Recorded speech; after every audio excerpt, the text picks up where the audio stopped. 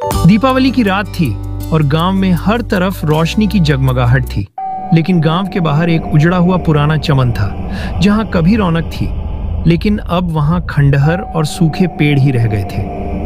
लोग कहते थे कि वहां एक छाया रहती है जो हर दीपावली की रात को बाहर आती है। कोई भी उस चमन के पास जाने की हिम्मत नहीं करता था। रघु, जो कि गांव का गरीब किसान था, उसे इस कहानी पर विश्वास नहीं था। उसने सोचा कि वहां जाकर देखेगा कि असल में क्या है। दीपावली की रात जब सब अपने घरों में पूजा कर रहे थे, रघु चुपके से उस उजड़े चमन की तरफ चल पड़ा।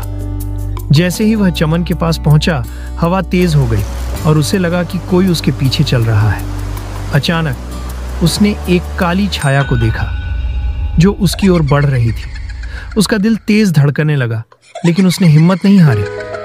उसने छाया से पूछा, कौन हो तुम यहाँ क्यों भटक रही हो?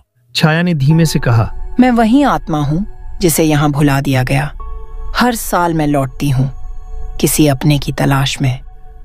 रघु को समझ नहीं आया कि आत्मा किसकी बात कर रही थी, लेकिन अगले ही पल आत्मा अचानक गायब हो गई और चमन में एक तेज रोशनी फैल गई। रघु ने जब पलट कर देखा तो उसे वहां एक पुराना सोने का सिक्का मिला और चमन फिर से हरियाली से भरने लगा।